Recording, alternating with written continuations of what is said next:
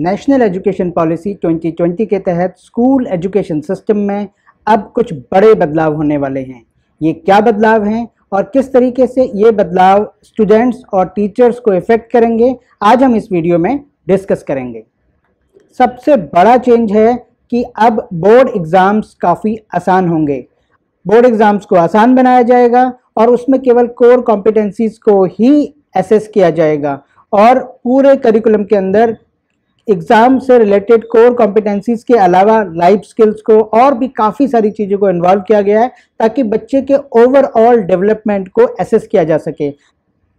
Board exams में annual exam के बजाय अब सेमेस्टर एग्ज़ाम या मॉड्यूलर बेस्ड एग्ज़ाम्स की बात कही जा रही है और इसके थ्रू क्या होगा कि हम एग्ज़ाम को दो पार्ट्स में भी ले सकते हैं। एक पार्ट होगा ऑब्जेक्टिव और दूसरा होगा सब्जेक्टिव, जैसा कि शायद इस बार भी सीबीएसई और कुछ और स्टेट बोर्ड्स ने अप्लाई किया है। तो इसके थ्रू क्या रहेगा कि पूरा का पूरा जो बच्चों को स्टडी करने के लिए एक साल का टाइम मिलता है और उसके बाद बच्चे उसमें चीज़ों को मिस भी करते हैं, वो सब चीज़ें ना होकर के सेमेस्टर सिस्टम बना दिया जाए या फिर मॉड्यूल्स बेस्ड एक सिस्टम बना दिया जाए जिसके तहत बच्चों को एक पर्टिकुलर मॉड्यूल में दिए गए यूनिट्स को पढ़ना है, उनका एग्ज़ाम देना है और वो एग्ज़ाम भी ऑब्जेक्टिव और सब्जेक्टिव दो अलग अलग पार्ट्स में देना होगा। तो कुल मिलाकर के स्टडीज का जो स्ट्रेस बच्चों के अंदर है वो काफ़ी हद तक इस नई पॉलिसी के द्वारा कम होने जा रहा है और इससे रिलेटेड गाइडलाइंस को एनसीईआरटी, एससीईआरटी स्टेट बोर्ड्स के साथ कंसल्ट करके तैयार करेगी और वो जो गाइडलाइंस होंगी ऑल ओवर इंडिया सारे स्टेट बोर्ड्स उन्हीं गाइडलाइंस को फॉलो करेंगे। इसका मतलब है कि एक यूनिफॉर्मिटी एजुकेशन सिस्टम में आने वाली है और चाहे वो कोई भी स्टेट बोर्ड क्यों ना हो या नेशनल बोर्ड क्यों ना हो, उन सब के अंदर ऑलमोस्ट मिलता जुलता करिकुलम ही बच्चों को पढ़ाया जाएगा।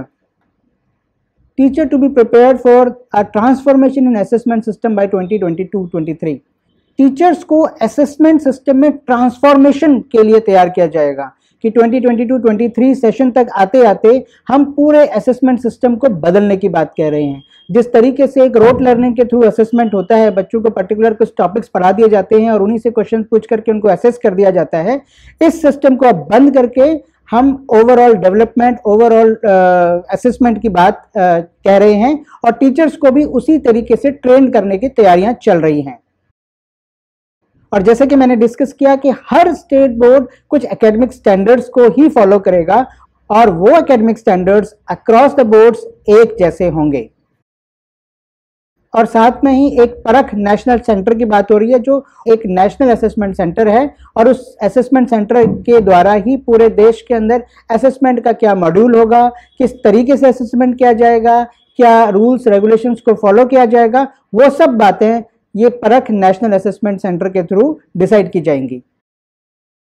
और जैसा कि आप जानते हैं सीबीएसई में इस बार क्लास 10th मैथ्स में दो अलग अलग पेपर थे, मैथ्स स्टैंडर्ड और मैथ्स बेसिक। धीरे धीरे करके अब ये प्लान किया जा रहा है कि नई एजुकेशन पॉलिसी के तहत हर सब्जेक्ट में हम दो तरह के दो लेवल्स बनाएं। एक जो आगे अगर बच्चे को स्टडी परस्यू करनी है तो स्टैंडर्ड या जो भी फॉर्मेट एक रखा जाएगा उसको वो बच्चा फॉलो करे, अदरवाइज अगर बच्चे को उस सब्जेक्ट में आगे स्टडी परस्यू नहीं करनी है तो वो जो बेसिक वाला उसका लेवल होगा उसके साथ बच्चा कंटिन्यू कर सकता है। तो एक अनड्यू स्ट्रेस जो बच्चे के अंदर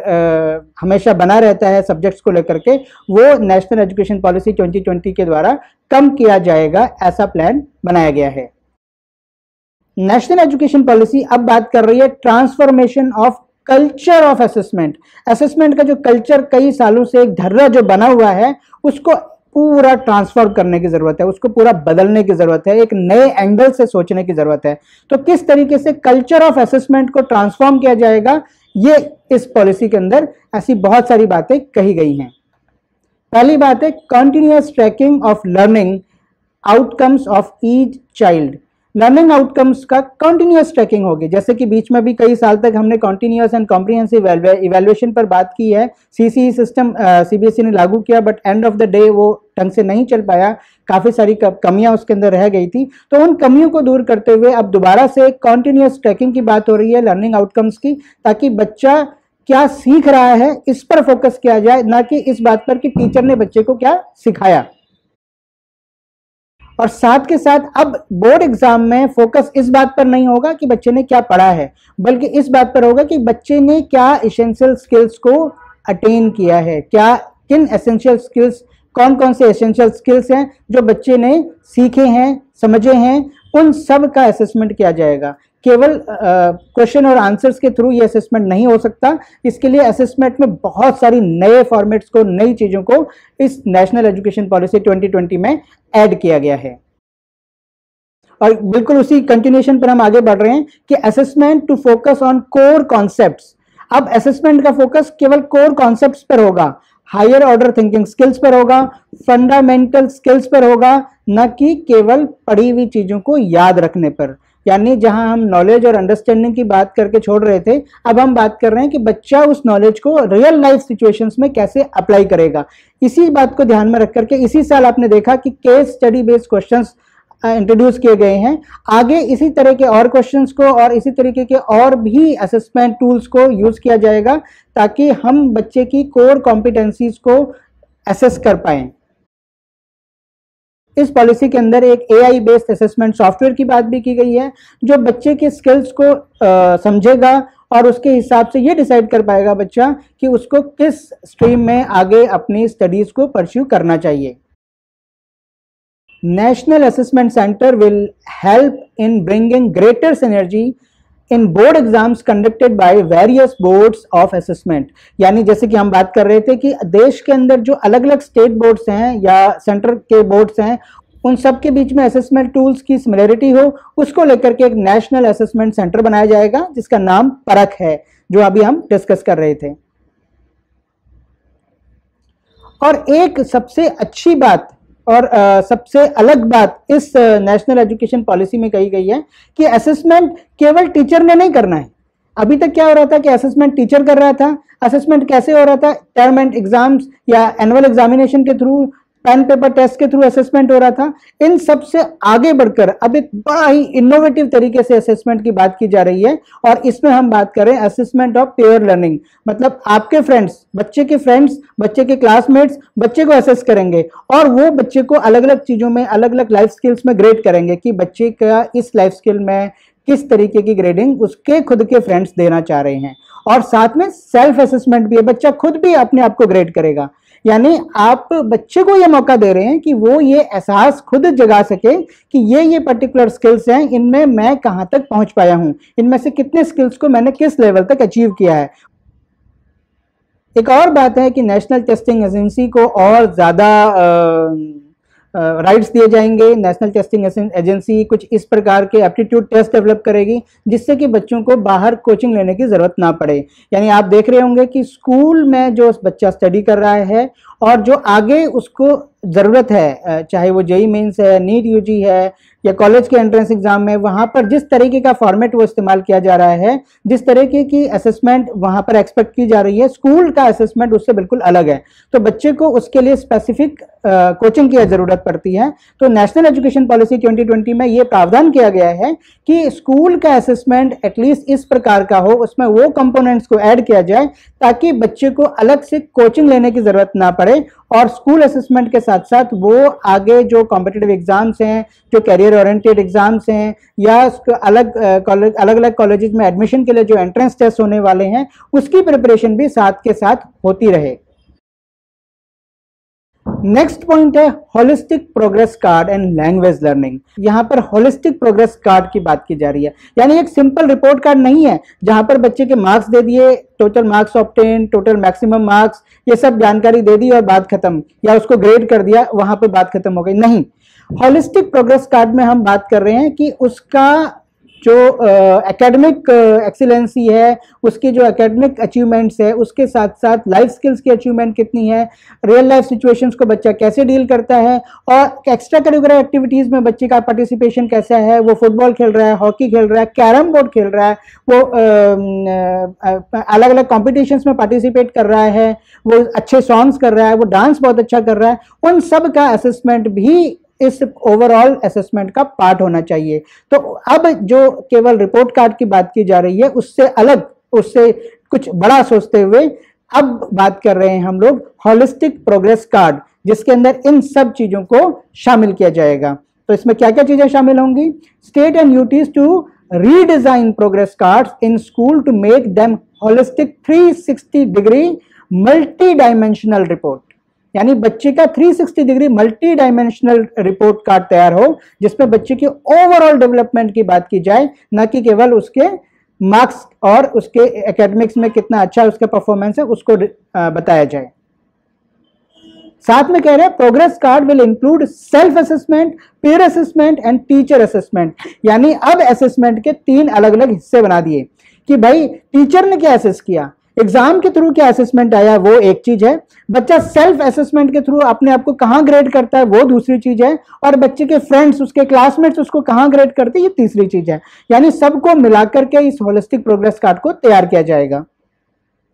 साथ में क्या किया है, card to reflect the progress and uniqueness of learner in cognitive, affective, social, emotional and psychomotor domains। यानी केवल अभी हम जो क्या बात किया करते थे कि हम कॉग्निटिव डोमेन बच्चे का कितना स्ट्रांग है, बच्चे के बौद्धिक क्षमता कितनी शक्तिशाली है, हम केवल इसी बात पर फोकस करे जा रहे थे। बट अब होलिस्टिक प्रोग्रेस कार्ड के थ्रू हम बच्चे की केवल बौद्धिक क्षमता नहीं, उसकी इफेक्टिव, वो कैसे सोचता है, उसका सामान्य व्यवहार बाकी लोगों के साथ कैसा है, समाज में उसका मिलवर्तन लोगों के साथ कैसा है, इमोशनल क्वोशेंट कैसा है, जिस पर कि अब पिछले कई सालों से हम लोग स्ट्रेस देने लगे हैं, और साथ में साइकोमोटर डोमेन्स किस प्रकार बच्चा उन पर भी अच्छा काम कर रहा है, वो खेल कूद में कैसा है, वो गाने और संगीत में कैसा है, वो मिलवर्तन में कैसा है, ओवरऑल डेवलपमेंट की बात इस होलिस्टिक प्रोग्रेस कार्ड के अंदर की जाएगी। और साथ में कहा गया है कि progress in project based, inquiry based learning, quizzes, role plays, group work, portfolios etcetera to be included into report cards. तो अब आप देखेंगे कि रिपोर्ट कार्ड में केवल मार्क्स नहीं है, इसमें सब कुछ बच्चे का ओवरऑल स्किल सेट को ऐड किया गया है कि वो प्रोजेक्ट्स जो उसको दिया गया उसको वो कैसे कंप्लीट कर पाया, इंक्वायरी बेस्ड लर्निंग कैसे उसकी हो रही है, बच्चे से सवाल पूछे गए, इन जनरल कुछ लाइफ स्किल्स के बेस पे कुछ क्वेश्चन पूछे गए, उनको कैसे बच्चे ने रिप्लाई किया, क्विजेस को बच्चे ने कैसे आंसर किया, या कुछ कॉम्पिटिशन्स बच्चे के हुए, ओलंपियाड्स हुए, कोडिंग स्किल्स हैं उन पर बच्चा कैसा परफॉर्म कर रहा है, रोल प्ले क्लास में होते हैं, अगर बच्चे को दिया जाता है कुछ अभिनय करने के लिए तो बच्चा कैसे करता है, किस तरीके से अपने रोल को निभाता है, कैसी उसकी अंडरस्टैंडिंग उन सब चीजों को लेकर के है, ग्रुप वर्क में बच्चे का कैसा परफॉर्मेंस है, अकेला सोलो परफॉर्मेंस कैसी है, ग्रुप परफॉर्मेंस किस तरीके की है, पोर्टफोलियोज पर बच्चा कैसे काम करता है। तो आप देखेंगे होलिस्टिक प्रोग्रेस कार्ड में काफी सारे कंपोनेंट्स को ऐड करने की बात की गई है। और साथ के साथ इसमें केवल टीचर, बच्चा, उसके दोस्त नहीं, पेरेंट्स का भी होलिस्टिक प्रोग्रेस कार्ड में एक बड़ा रोल रहेगा। पेरेंट्स को भी एक्टिवली इन्वॉल्व किया जाएगा कि वो बच्चे को ग्रेड करें और उसकी एजुकेशन और उसके डेवलपमेंट को नजदीक से समझें। ये होलिस्टिक प्रोग्रेस कार्ड का पार्ट रहेंगे। और साथ में AI based software to be develop to help track growth through school years to help students make optimal career choices. जैसे कि हमने अभी बात की कि एक AI बेस्ड हम कुछ एक सॉफ्टवेयर डेवलप करने जा रहे हैं जिसके थ्रू बच्चे का आगे किस दिशा में उसको आगे बढ़ना है, कौन से करियर ऑप्शंस को उसे चूज करना चाहिए, उस पर भी एक ओवरऑल एनालिसिस AI बेस्ड रहेगा, आर्टिफिशियल इंटेलिजेंस बेस्ड एक ओवरऑल एनालिसिस बच्चे को दिया जा सके। ये इस होलिस्टिक प्रोग्रेस कार्ड का पार्ट रहेगा। अब इसके बाद हम आते हैं लैंग्वेज लर्निंग पर। तो मीडियम ऑफ इंस्ट्रक्शंस जो आमतौर पर हिंदी या इंग्लिश रहता है, कोई एक लैंग्वेज रहती है, तो अब कोशिश की गई है कि अप टू 5th बच्चा मदर टंग में सीखे, अपनी लोकल लैंग्वेज में सीखे, और अगर पॉसिबल हो तो अप टू 8th भी हम लोकल लैंग्वेजेस को ही प्रेफर करें, जिसमें होम लैंग्वेज उसकी मदर टंग है, लोकल लैंग्वेज है, उसको ही प्रेफरेंस दी जाए। ऐसा नेशनल पॉलिसी 2020 रिकमेंड करती है। बट अब ये कितना इंप्लीमेंट हो पाएगा ये देखने वाली बात है, क्योंकि लैंग्वेज को लेकर के कई स्टेट्स कंफर्टेबल नहीं हैं और उनके अपने अपने इसके लिए आर्ग्यूमेंट्स हैं। तो लेट्स सी कि ये वाला पार्ट कितना हम नेशनल एजुकेशन पॉलिसी 2020 में फॉलो कर पाते हैं। और आखिरी बात इसमें कही गई है कि 3 लैंग्वेजेस टू बी टॉट, लेकिन वो 3 लैंग्वेजेस क्या होंगी और उनका फॉर्मेट क्या होगा, उनमें क्या क्या पढ़ाया जाएगा, ये स्टेट और यूनियन टेरिटरीज खुद डिसाइड करेंगे कि उनके स्टेट में बोर्ड के अंदर कौन सी लैंग्वेजेस होंगी, या उनके स्टेट में जो बच्चे हैं उनको क्या 3 लैंग्वेजेस पढ़ाई जानी है। बट 3 लैंग्वेज फार्मूला अप्लाई करने की बात अब इसमें की गई है।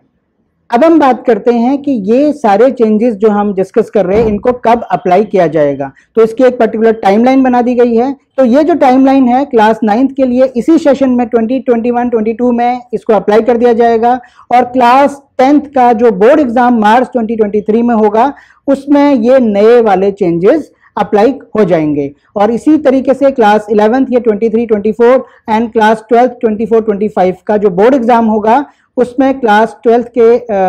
नए पैटर्न के हिसाब से बोर्ड एग्जाम्स और बाकी जो असेसमेंट हैं वो कंडक्ट किए जाएंगे। तो अब ये टाइम है स्टूडेंट्स के लिए, टीचर्स के लिए, स्कूल्स के लिए कि बिल्कुल नए एजुकेशन पॉलिसी में नए जील और नए इंथुजियाज्म के साथ हम अपने एग्जाम्स की तैयारी करें, अपने असेसमेंट को देखें और ओवरऑल डेवलपमेंट पर बिना किसी स्ट्रेस के, ओवरऑल डेवलपमेंट पर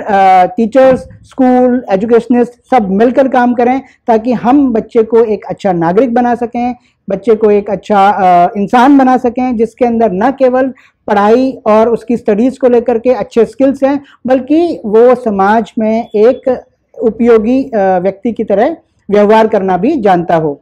आई होप ये वीडियो आपको अच्छा लगा होगा। इसी तरीके की और इन्फॉर्मेटिव वीडियो देखने के लिए आप माई CBC गाइड का चैनल सब्सक्राइब कर सकते हैं और इसको अपने फ्रेंड्स के साथ शेयर कर सकते हैं। Thank you.